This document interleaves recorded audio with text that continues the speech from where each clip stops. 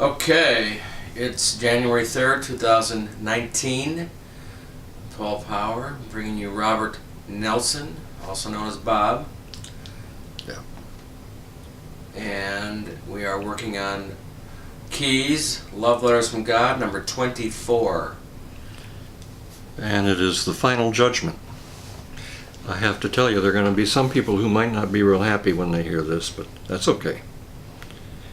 Sometimes a little bit of unhappiness is the beginning of growth. Picture this, if you will. It is an unknown number of years after your life on earth. You are standing in a huge arena. The decorative style is light and airy. Rows upon rows upon rows of all the people who have ever lived upon the earth and through history are sitting on bleachers, benches in other words, in a rounded coliseum-like structure. And there am I in the middle of it all, sitting on the white throne. And of course the reviewing board of 12 is on either side of me. Now a long line of souls files in on a carpeted runway. And there I sit with my stern but just gaze, deciding the fate of each soul's eternity, saying something to the effect of, "This soul stays, that soul goes. In with the good souls, out with the bad." I have found God definitely has a sense of humor. And when it is all said and done, the only ones left might be the reviewing board, if they're lucky.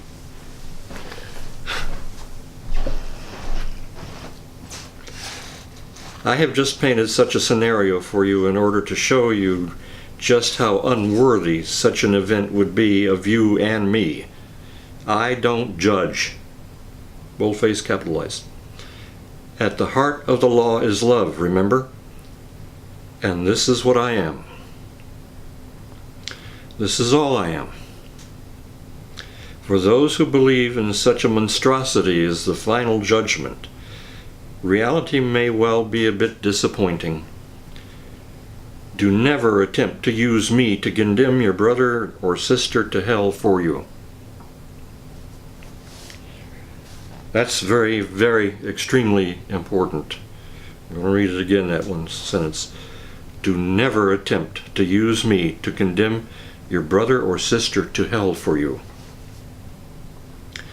The final judgment, and this is boldface capitalize these two sentences. The final judgment is the last time any of you judge one another. And as such, it is the last time you judge me. I'm going to read that again because it's worth it. The final judgment is the last time any of you judge one another. And as such, it is the last time you judge me. When you judge either yourself or your brother or sister, then I, who am guiltless, as are you and your brother and sister, stand accused. Just like he said in a couple of letters previous, in part 1. Judgment of any kind is an attempt by the ego to control and, if need be, condemn those who are viewed as it by a threat. That which the ego cannot control, it condemns. And it expects me to do likewise. Forget it. It'll never happen. You are my perfect beloved. This is all I know because it is all that is true of you. Therefore, this is the only message I will ever receive from you. Judgment and separation are twin false gods. And they go hand in hand. Together, through the relationship we are, we will send those twins packing as you invite me to help you to do so. The cousin of judgment is morality. Now he's linking this back to the letter on virtue. For judgment is so unnatural that you must attempt to justify it by attaching my name to it. This one again is capitalized in boldface type this next one. Use not the Lord thy God's name in vain. To use my name to grace any attempted judgment of yourself or your brother or sister is to use my name in vain. Don't. I will not hold such against you, but I will wait for you to come to your senses. So God's not threatening us. He's not saying, if you do this, I'm going to get you. He's saying he'll wait for us to come back to our senses. Keys is an invitation to sanity. It's not an attack or a threat. Never ask my blessings on your countries when they go to war with one another, for you will never have my blessings in this way. I salute no flags. I do inspire the meanings that live within such, if it is worthy of you. The way you use flags on earth often promotes separation from one country from another, and even separation of one individual from another. To go to war against another country constitutes a judgment on a massive scale. It is just as unworthy as of judgment of a brother or one brother or a sister by another. So whether it's a massive scale or one person against another, the same thing, it's a judgment.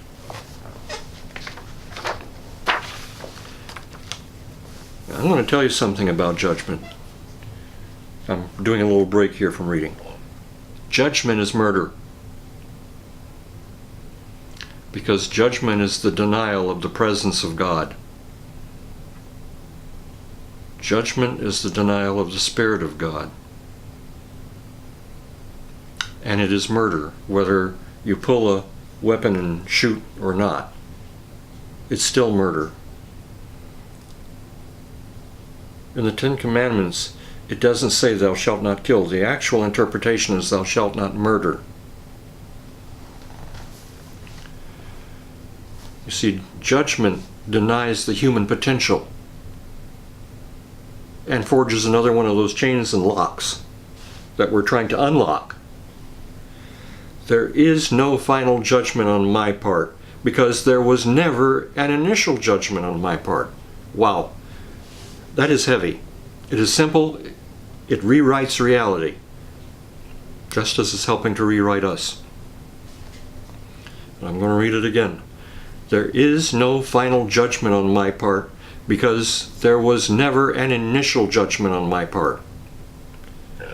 Judge not, because you are not judged. That's a better statement. A better statement of what we were told in the New Testament. Judge ye not that ye be not judged. Judge not, because you are not judged.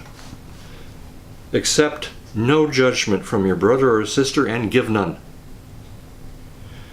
I am not the judge, and you, my beloved, are not the jury.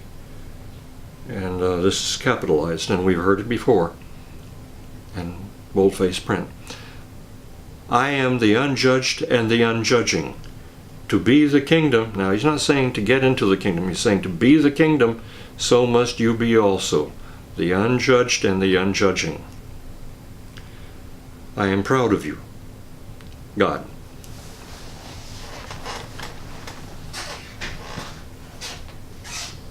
One of the things, too, I think that humanity needs to hear so desperately is that God is proud of us. While we're busy saying we don't deserve, and somebody over there doesn't deserve, and that country over there doesn't deserve, God is telling us He's proud of us, and that we should be proud of one another and of ourselves. God's not saying that we can't pray for loved ones who end up having to go to war. We certainly can do that, and should. Friends, loved ones.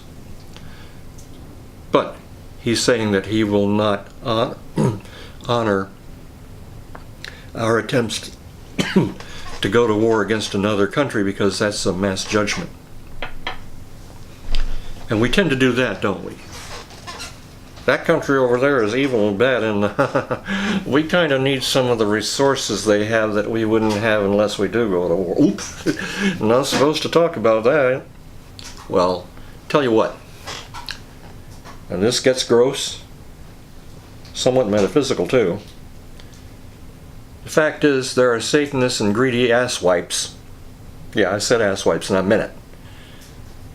Who sit back and laugh at us while they're raking in money and lining their bank accounts and pockets at our expense as they get us to go kill people in another country while we take their resources that can be marketed back here. And it happens in every country on earth. They do that to each other.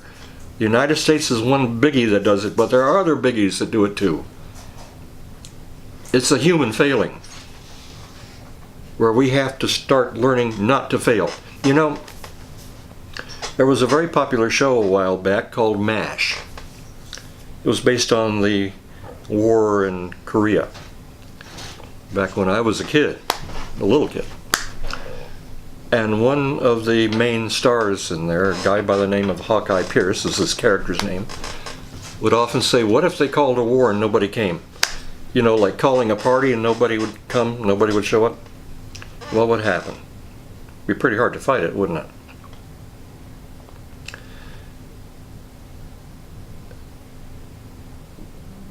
There are many beings across the multiverse who really love us. They see the potential we are, and they want to help us if we'll let them. There are also other beings who depend on us constantly being in a state of chaos, because they thrive off that energy.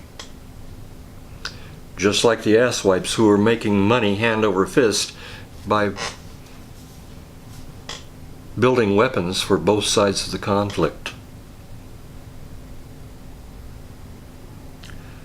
Do you know, in World War II, one of our soft drink companies making Coca-Cola over here for us was also making Fanta for the Germans, the Nazis, and getting rich off both. And from what I understand, one of our car production companies over here in America was actually building not only tanks for us, but tanks for the Nazis, and getting rich off death and destruction.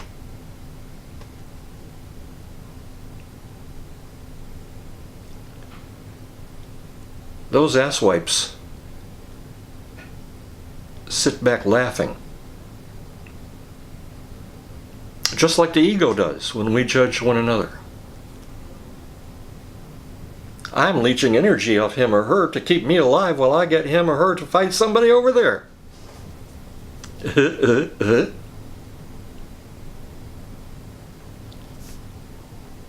But we have the right of choice, and no force on earth or anywhere else for that matter can deny us that. Can our lives be ended? Sure, but we'll still be alive. We'll still be. You can't kill God.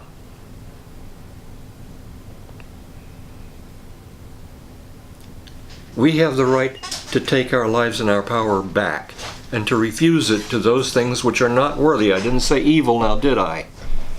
Those asswipes don't deserve your judgment. You give them power if you give them a judgment. They're not evil. They're unworthy. They're unworthy of your support and your power.